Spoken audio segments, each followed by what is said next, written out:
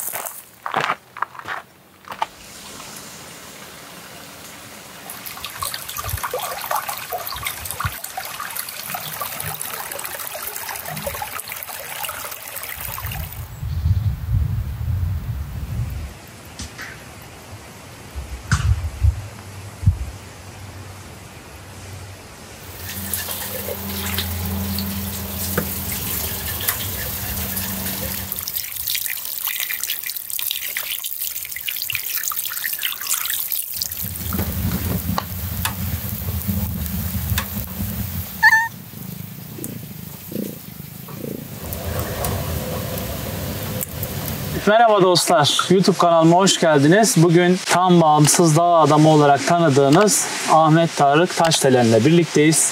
Yine uzun bir aradan sonra bir video daha çekelim istedik. Çünkü Ahmet abinin hayatında bazı değişiklikler olacak.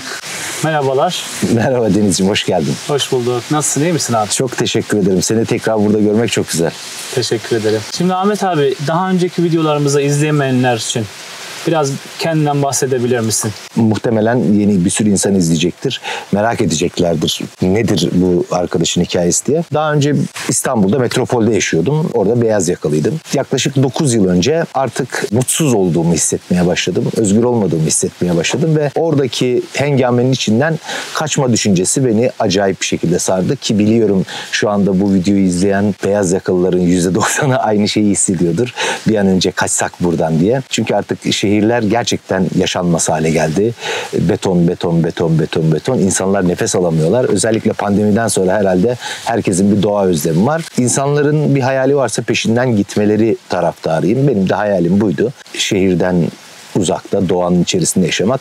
9 yıl önce geldim bu araziye yerleştim ve 9 yıldan beri burada yaşıyorum. Bunun 5,5 yılında tamamen yalnızdım. Tek başıma yaşıyordum. Daha böyle primitif ve daha ilkel şartlarda. Çünkü buraya ben sadece sırt çantamla birlikte gelmiştim. Çok da fazla aletim, edevatım vesairem yoktu. Bilgim de yoktu. Herhangi bir bilgim de yoktu. Yani buradaki yaptığım her şeyi burada öğrendim. Hamur karmayı da, yemek yapmayı da, odun kesmeyi de, fidan dikmeyi de, domates yetiştirmeyi de. Bunların hiçbir tanesini bilmiyordum. Hepsini burada öğrendim. Hatta bir ara bayağı bir abarttım. İşte 20'den fazla koyunum, keçilerim, ineğim, danam, 300'ün üzerinde kanattım. İnek sağmayı öğrendim. Peynir yapmayı öğrendim mesela. İnsan isterse kaç yaşında olursa olsun öğrenebiliyor. Hatta ben iddia ediyorum. Ben yapabildiysem herkes yapabilir. Ben disleksi olduğumu da 45 yaşından sonra öğrendim. Yani sizler gibi öğrenemiyorum. Biraz geç öğreniyoruz biz. Öğrendiğimiz zaman tam öğreniyoruz ama geç öğreniyoruz. Hiçbir şeyi tek seferde de beceremiyoruz. Mutlaka birkaç kere denememiz lazım. Dolayısıyla ben yapabildiysem, bu hayatı başarabildiysem muhtemelen bizi izleyen bütün seyircilerimiz çok rahatlıkla yapabileceklerdir diye düşünüyorum. Yeter ki cesaretleri olsun ve sahip çıksınlar düşlerine. 5,5 yıl boyunca falan yalnız yaşadım. Sonra kızım benimle birlikte yaşamaya başladı. Benimle birlikte yaşamaya başladığında 11 yaşındaydı. Hatta 10,5 yaşındaydı. Şimdi 14 yaşında ve burada yaşadık. Burası yaklaşık 45 kilometre falan değil mi Edremit'e?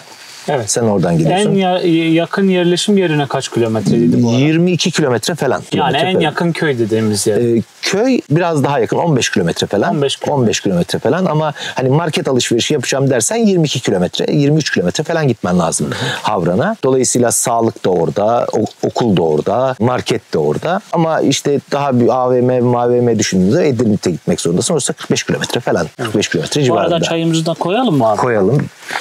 Yardım edeyim ben de sana. Ya ben de koyayım. Bu arada o çaydanlık bu demlik değil mi? Yok, o demlik bu çaydanlık. Evet. Ben ikisini karıştırıyorum.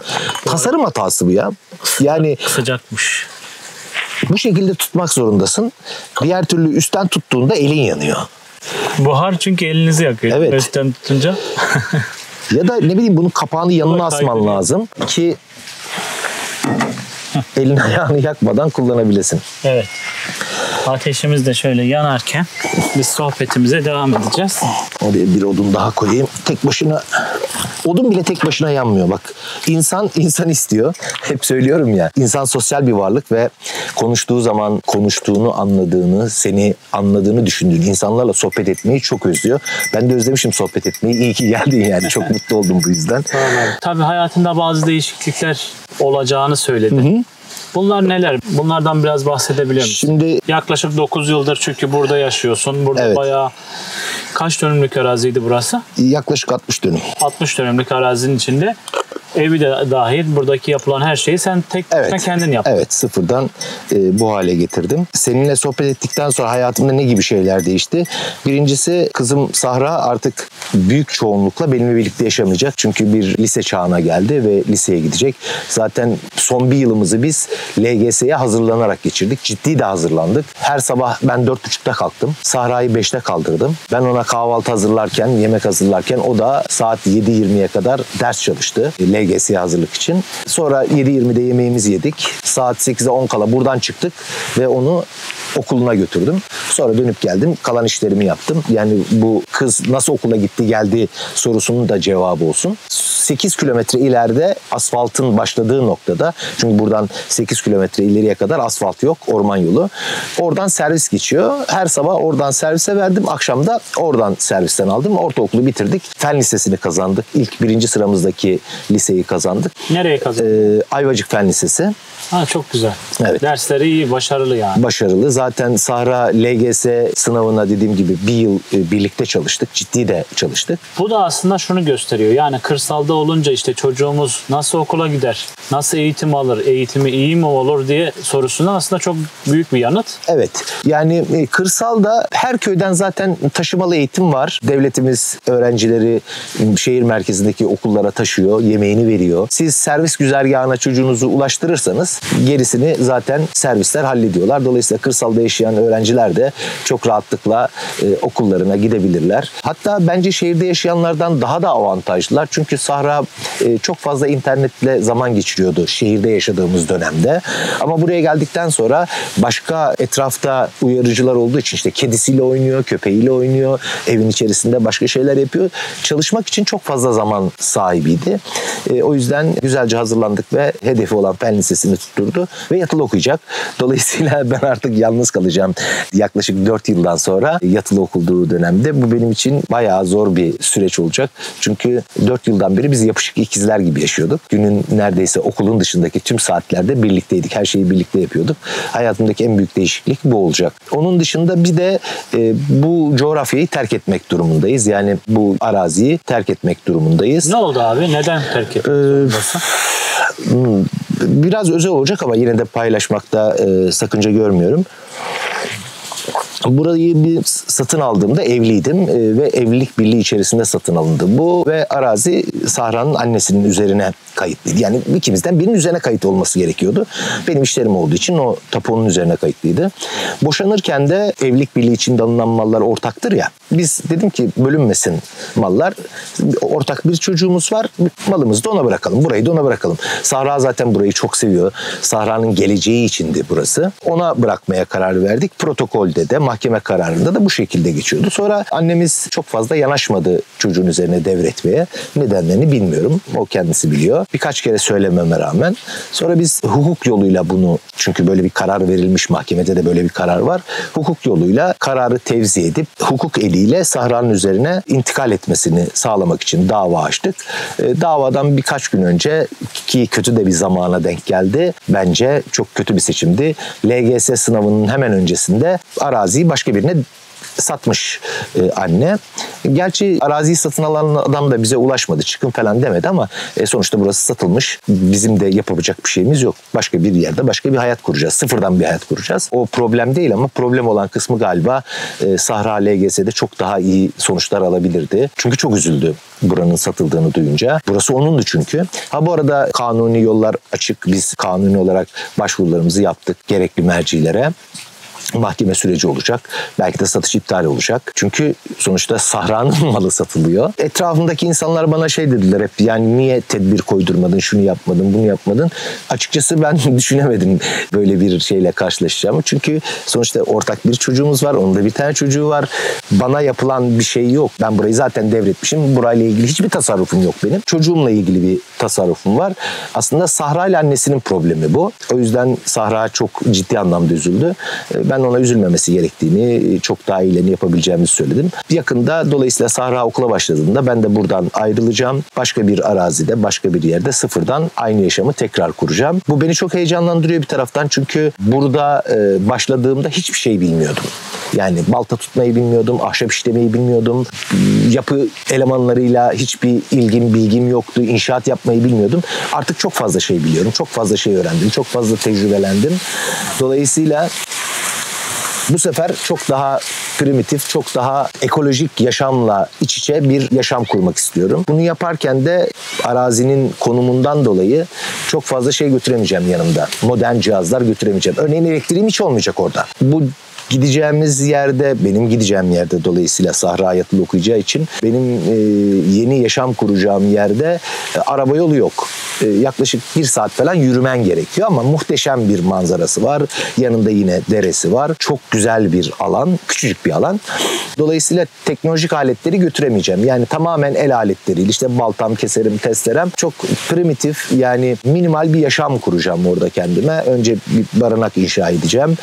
Sonra yavaş yavaş medeniyeti geliştireceğim. Bence çok da keyifli olacak. Hatta eğer becerebilir de videolaştırabilirsem izleyicilerin de çok hoşuna gideceğini düşünüyorum. Bu arada senin de bir YouTube kanalın vardı. Evet, evet. Bunları peki yaparken bize paylaşacaksın mı bize? Paylaşmayı düşünüyorum. Adım adım paylaşmayı düşünüyorum. Tam bağımsız dağ adamı. Geçiyor. Tam bağımsız dağ adamı. Instagram'da da YouTube'da da tam bağımsız dağ adamı olarak geçiyor şeyim. Hatta şuralara bir yere koyarsan da sevinirim şeyi. Şu anda ekranlarımızda gözükecek zaten. Evet. Bütün her şeyi sıfırdan yapacağım için hem de güzel bir arşiv olacak, kaynak olacak. Böyle bir hayata girmek isteyenleri neler bekliyor ile ilgili. Klasik yöntemlerle bundan 100 yıl önce insanlar nasıl yaşadılarsa öyle bir yaşam kurmayı planlıyorum orada. Peki şunu sormak istiyorum. Hı-hı. Normalde şehirden gelen insanlar konfora alışıyorlar. Yani konfor arıyorlar. Evet. Geldiklerinde her şey şehirdeki gibi olsun istiyorlar. Tabii herkes için bu farklı dile getirilebilir ama mesela şu anda en yakın köy 15 kilometre ilerimizde ve köyden de daha Şimdi 25 kilometreye gidiyorum, öyle düşünüyorum. 25 kilometre gideceğim ve araba yolu yok. Evet. Bu seni zorlamayacak. Zor tarafları olabilir. Şöyle zor taraf olacak. 1 saatlik yürüme yolum var. Dolayısıyla oraya götüreceğim her şeyi sırtımla götürmek zorundayım. Burada şunu anladım ki ne kadar çok eşya o kadar çok yük aslında. Onun için olabildiğince sade bir yaşam kurmak istiyorum. Galiba en ağır şeylerim kitaplarım olacaktır diye düşünüyorum. Konfor olarak da bir şey kaybedeceğimi zannetmiyorum. Ya da bana konforlu geliyor, bilmiyorum. Yani bu ateş bana çok büyük konfor geliyor. Yani sen bunun yerine kat kaloriferi koysan bu kadar keyif almam. Yani oturup seyredebiliyorsun. Elini uzatıp ısınabiliyorsun. Üzerinde çay demleyebiliyorsun. Yani buna bir soba demek aslında çok büyük haksızlık. Bir taraftan ekmeğini pişirebiliyorsun. Bir taraftan yıkanacağın suyu ısıtabiliyorsun. Yani bunların hepsi bence evde doğalgazla bulamayacağın şeyler. Eskiden insanlar, çok güzel bir yazı okumuştum. Eskiden zenginlerin arabası, fakirlerin atı vardı. Şimdi fakirlerin arabası, zenginlerin atı var. Eskiden zenginler doğalgaz yakardı, fakirler soba yakardı. Şimdi fakirler doğalgaz yakıyor, zenginler soba yakıyor. Eskiden zenginler şehirde, fakirler köyde otururdu. Şimdi zenginler köylere taşınıyor, fakirler de ne yazık ki şehirlere gidiyor. Böyle bir tersine de bir şey var. Gerçekten de tam değil mi? Yani düşünsene, eskiden sadece köylü binerdi ata, fakir binerdi arabası olmadığı için. Şimdi zengin olan biniyor. Şimdi zengin olan biniyor. Çünkü at beslemek Gerçekten büyük maliyet. Dolayısıyla ben bunların hepsinin keyifli taraflarına bakıyorum. Yani evet, kat kaloriferin düğmesini çevirmek kadar kolay değil soba yapmak ama orada alacağın keyfin 1 milyon katını alabiliyorsun burada. Zaten evde otururken kat kaloriferin düğmesini de eşinize, çocuğunuza açtırıyorsanız doğaya çıkmayın. Yani yapmayın, siz orada oturun. Orada oturmaya devam edin. Dört duvarın arasında oturmak farklı. Bak şu anda biz burada çınar ağaçlarının altındayız. Yaz ayında da olsak sobamız yanıyor. Evet. Çünkü bunun üzerinde her şeyini pişiriyorsun, Doğru. çayını yapıyorsun. Doğru. Dolayısıyla konfora nereden baktığın da önemli. Senin için konforlu olan şey benim için konforlu olmayabilir. Bu bir yaşam tarzı. Sevmek, sevmemekle alakalı. Yani renklerin hangisine kötü diyebilirsin ki? Hepsi birbirinden güzel ama sen kırmızıyı seversin, ben maviyi severim örneğin. Bu yaşamda böyle.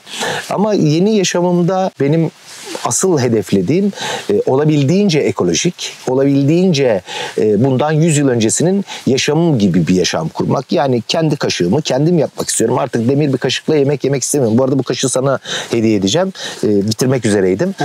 Bitirdiğimde senin olacak. Teşekkür ederim abi, sağ olasın. Burada da bu arada oyma aletlerim falan da. Evet. Yanımda giderken ayırmayacağım şeylerden, takımlardan bir tanesi de bu.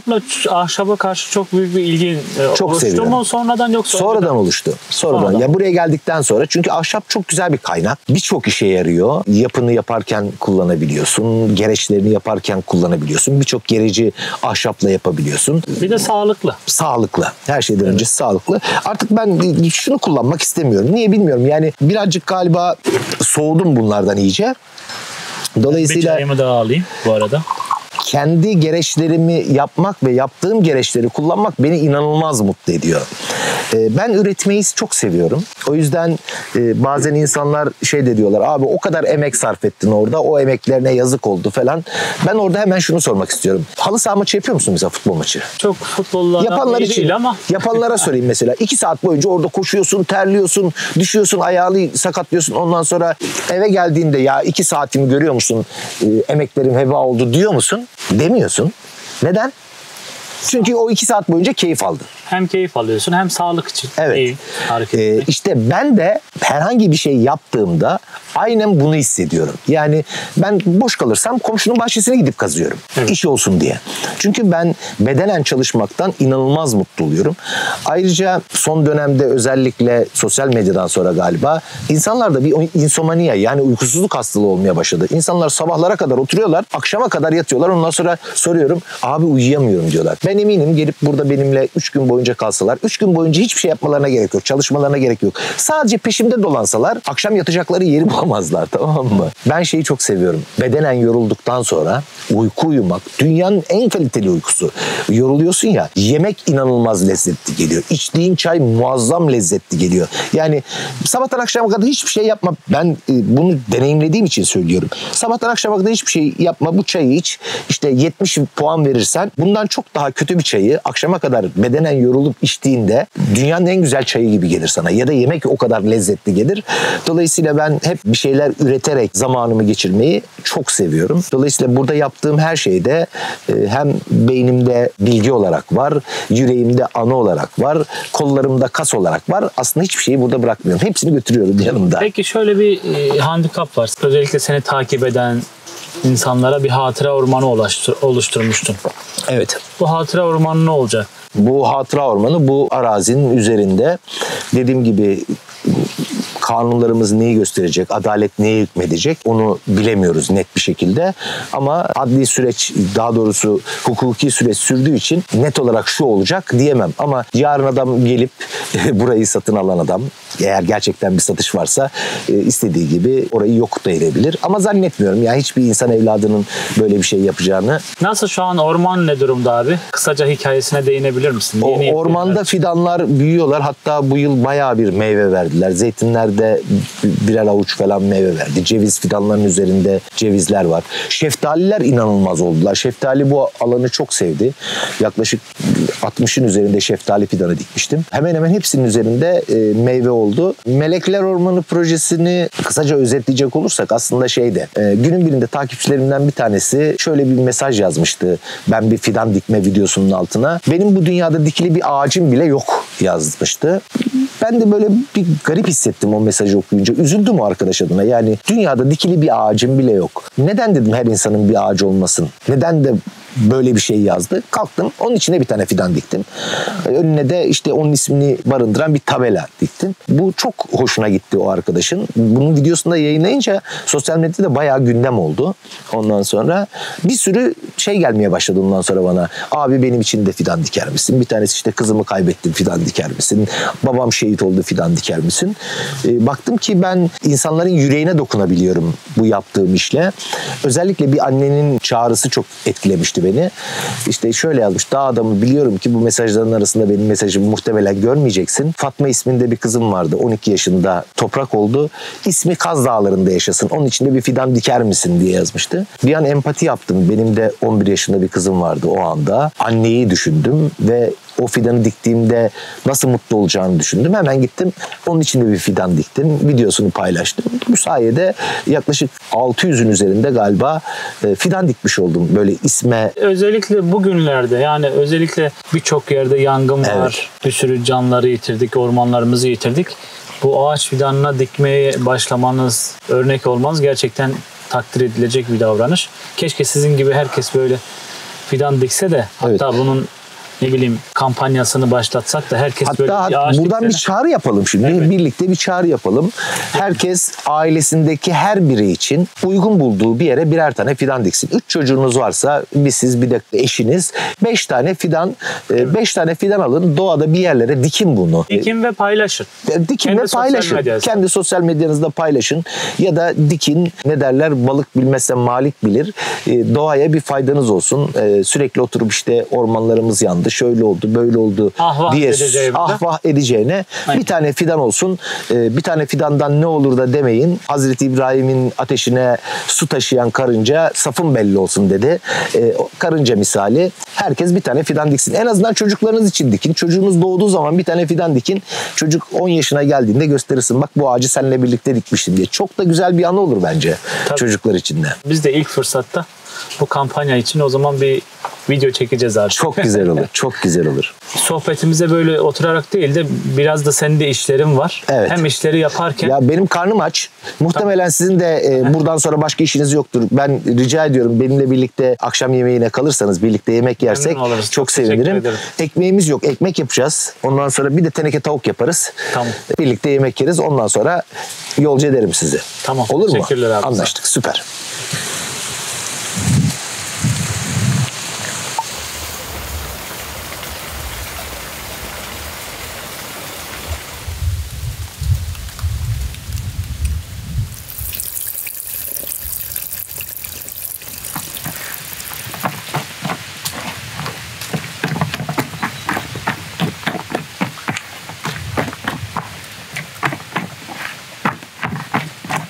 İyi bir ekmeğin en önemli unsuru iyi bir hamur. Hamuru çok iyi yoğurman lazım.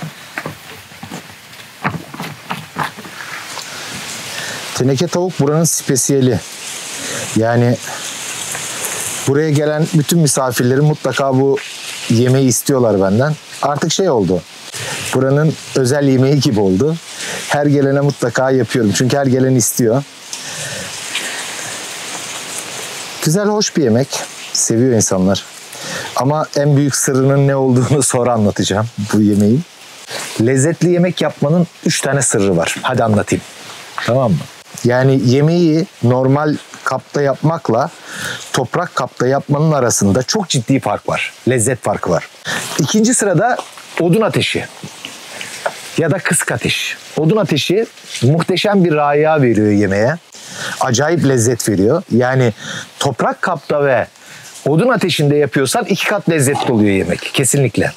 Ama en önemli sırrı ne biliyor musun? Yaptığın yemeği yiyen insanların inanılmaz beğenmesini sağlayan en önemli sır. Yiyen insanın yeterince aç olması lazım. En önemli sır bu. Yiyen insanın yeterince aç olması lazım. Diğer türlü tok ağırlamak zordur. Ne kadar güzel yemek yaparsan yap. Yiyen insan yeterince toksa kesinlikle o kadar lezzetli olmuyor. Şimdi bizim teneke tavuğun da bu kadar lezzetli olmasının ana nedeni ne biliyor musun? İnsanlara ben söylüyorum aslında, acıkmadan önce haber verin. Yani böyle 1 saat 2 saat önceden haber verin diyorum. İnsanlar son ana kadar bekliyorlar, sonra diyorlar ki abi biz acıktık. Onlar acıktık dedikten tam 2,5 saat sonra ancak yemek hazır oluyor. 2,5 saat daha bekledikleri için onun içinden ne çıkarsa çıksın inanılmaz bir şekilde yiyorlar. En önemli sır bu. Yani aç olmayan kimseye yemek vermeyin.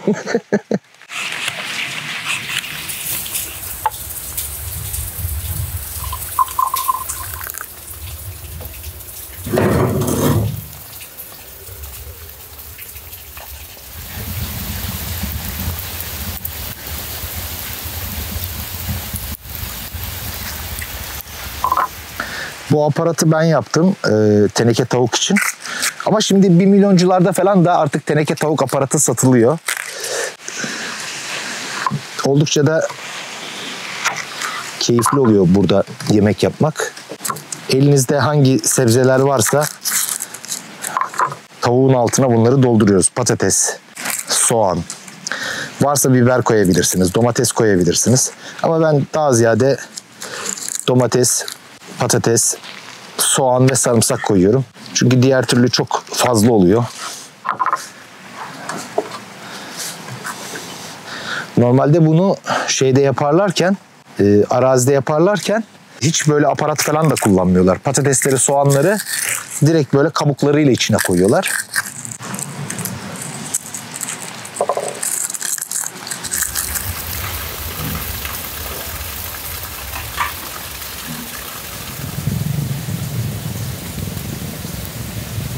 Bazı insanlar kokacaklarını düşünerek sarımsak tüketmiyorlar ama doğal antibiyotik çok inanılmaz yararlı. Ben çok da lezzet verdiğini düşünüyorum yemeklere. Bol bol koyuyorum. Bol bol sarımsak tüketin. İnsanlar gerçekten sarımsak tüketmekten vazgeçtiler ama doğal bir antibiyotiktir sarımsak. Aslında bunları birazcık suda bekletsen çok daha güzel soyuluyor.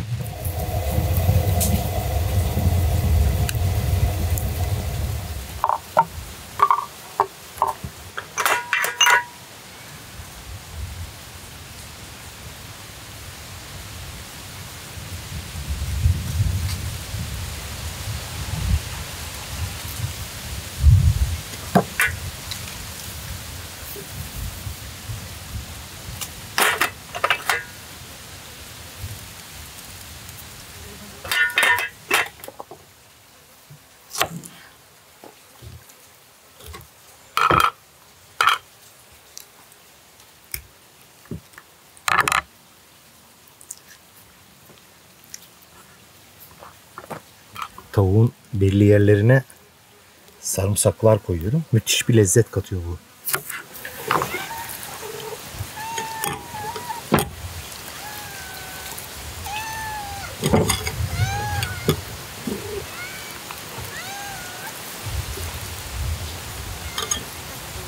Teneke tavuk için odun almaya gidiyoruz. Hadi.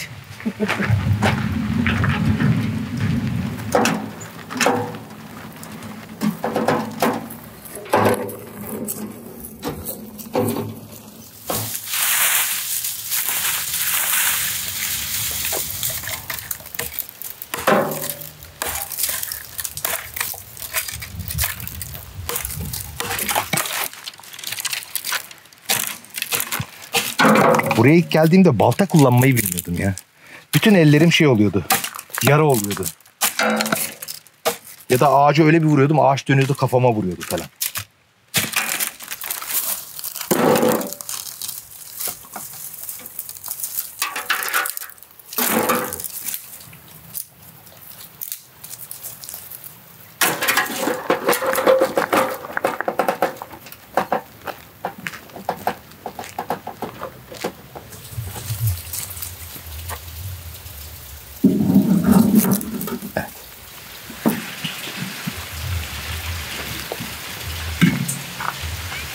Suyu neye döküyorsun abi? Kenarlarını ıslatıyorum. Şimdi oraya çamur yapıştıracağım. Hava almasın. Ha, içine duman girmesin diye. Evet.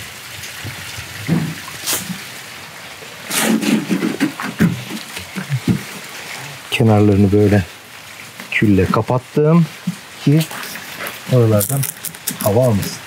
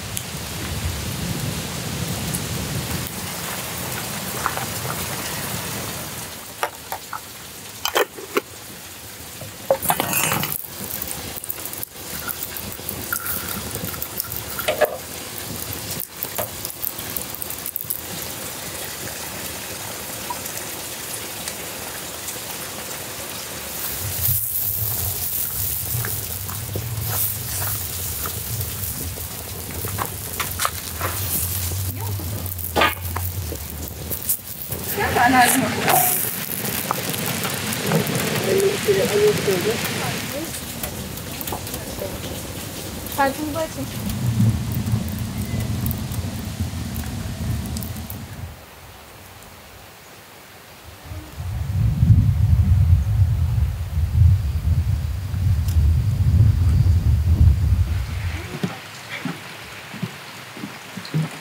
Köprüm nasıl olmuş? Çok güzel.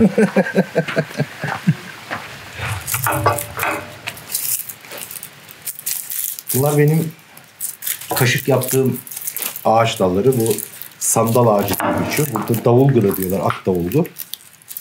Tabii bunları biçmediğim için çatlamışlar. Kurumuş ve çatlamış. Normalde işlediğin zaman çatlamıyor. Gayet de güzel oluyor. Bu arada dağınık atölyeme hoş geldin. İşte ihtiyacım olan her şeyi burada üretiyordum. Şu anda taşınma hazırlıkları olduğu için yavaş yavaş toparlıyorum. O yüzden çok dağıldı. İşte şeridim, planyam, kalınlığım. Mesela bu evin bütün ahşap işlerini ben burada yaptım. Kapıları, çerçeveleri, döşemeleri, tavan lambirlerini hepsini burada ürettim. Marangozda öğrendim yani burada bayağı bir öğrendim. Hatta marangoz oldum. Baksana parmağımın bir tanesi diğerlerinden şöyle kestim. Şey derler, parmak kesmediysen daha marangoz olmamışsın derler. Biz birinci kesi attık ama yeterince usta olamamışım. Düz kesemedim, çapraz kesmişim. Burada üretmeyi seviyorum. Çok keyifli bir yer burası. Ahşap zaten başlı başına. Ahşap işlemek çok keyifli. Dokusu, kokusu acayip hoş. Ama artık burayı kullanamayacağım dediğim gibi. Zaten biraz da makine kullanmak istemiyorum. Elle bir şeyleri yapmak daha keyif veriyor bana. Tabii büyük bir bina yaparken bu makineler lazım oluyor da artık her şeyi balta, keser ve diğer el aletleriyle yapacağım. İyi olacağını düşünüyorum. Yani daha çok keyif alacağımı düşünüyorum. Daha fazla uğraşacağım için daha fazla keyif alacağımı düşünüyorum. Kısaca burası da böyle işte. Burası aslında depoydu. Hı hı. Ben burayı birazcık toparladım ve ocaklık haline getirdim. Normalde sobam burada oluyor. Yazın çok sıcak olduğu için dışarı çıkardım sobayı. Sobam burada oluyor. Kışın yemeğimi falan burada pişiriyorum. Küçük bir mutfağım var yine buranın içerisinde. Orada yıkıyorum şeylerimi. Bunun üstünde de buraya gelen gönüllüler kalıyor. Şimdi bu merdivenden yukarı çıkıyorsun. Yukarıda 5 tane yatak var. Gelen gönüllüler yukarıda kalıyorlar. Gönüllüler derken biraz da o şeyi de anlatabilir misin? Burası aynı zamanda bir tatuta çiftliğiydi. Yani ekolojik tarım yapan çiftlikleri bir araya toplayan bir sistem tatuta. Zaman zaman sistem üzerinden bu yaşamı deneyimlemek isteyen gönüllüler başvuruda bulunuyorlar. Sen de bakıyorsun, kabul edersen gelip burada seninle birlikte 3 gün, 5 gün, 1 ay işte belirlediğiniz zaman kadar sana yardım ediyorlar. Seninle burada yaşıyorlar. Bu yaşamı paylaşıyorlar. Dünyanın her tarafından çiftlikler var bu sistemin içerisinde. Dünyada WWF diye geçiyor zaten bu organizasyon. Ekolojik çiftlikler, yani endüstriyel ve konvansiyonel çiftlikler yok. Yani binlerce dönüm buğday eken çiftlikler yok bunun içerisinde. Gerçekten böyle küçük aile çiftlikleri, ekolojik tarım yapan, ilaç kullanmayan, gübre kullanmayan çiftlikler var. Bu çiftliklere gidiyorlar. 1 kişi, 2 kişi, 3 kişi çiftliğin büyüklüğüne göre. Ben buraya gönüllü gelmek istiyorum diyor. Başvuru yapıyor. Sen de bakıyorsun, uygunsan o tarihler arasında kabul ediyorsun. Geliyorlar burada. Asıl amaç aslında sosyalleşmek ve bilgi transferi.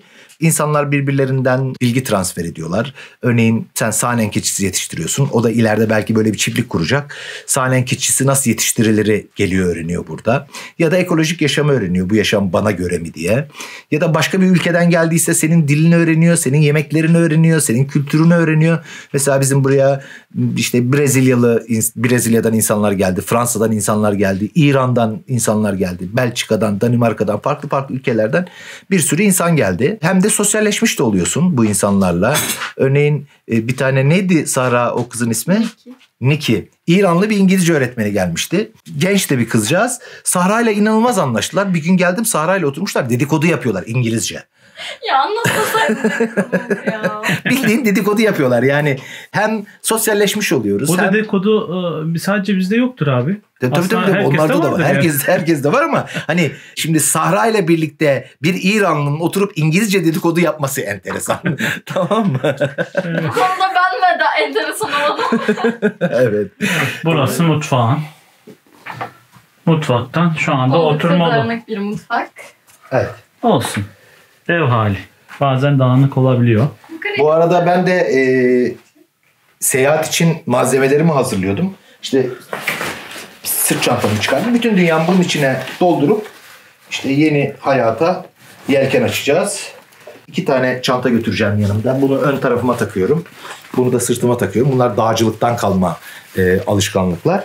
Yavaş yavaş malzemelerimi hazırlıyorum. İşte orada bana en çok lazım olacak malzemeler: oyma takımlarım, testerem, baltam, işte bu kütük soyma ve gelberi deniyor buna.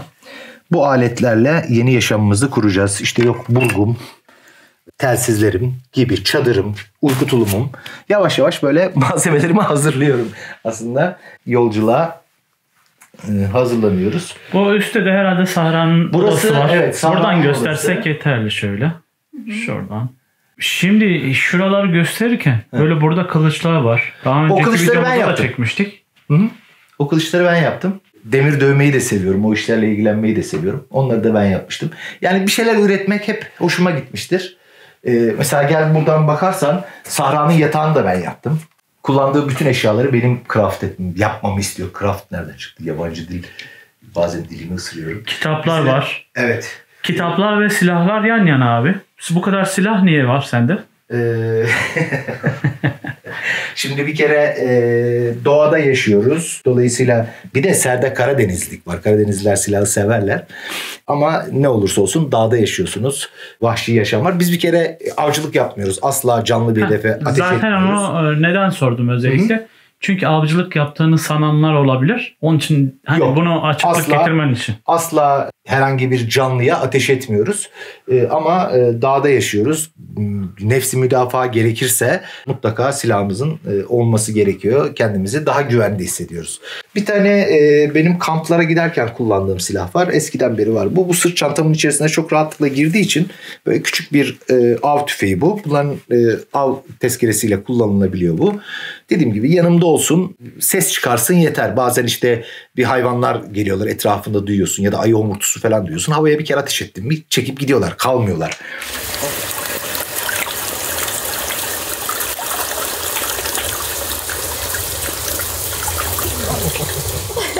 Süper. Başıma gelen en güzel şey. Sen her sabah benim Allah'a şükür nedenimsin. Biliyorsun değil mi? Biliyorum ama biraz daha sıkmaya devam edersen yok olacağım.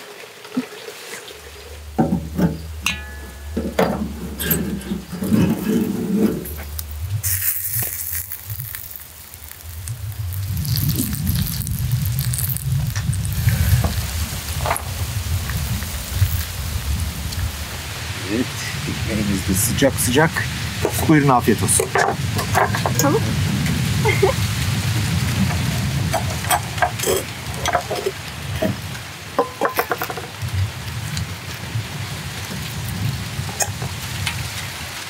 Arılar bizden önce geldi. Deniz, bak, yapman gereken şey şu abi. En önemli kısmı. Buradan koparıyorsun, içine daldırıyorsun. Tamam mı? En güzel yeri burası. Ya vuruyor.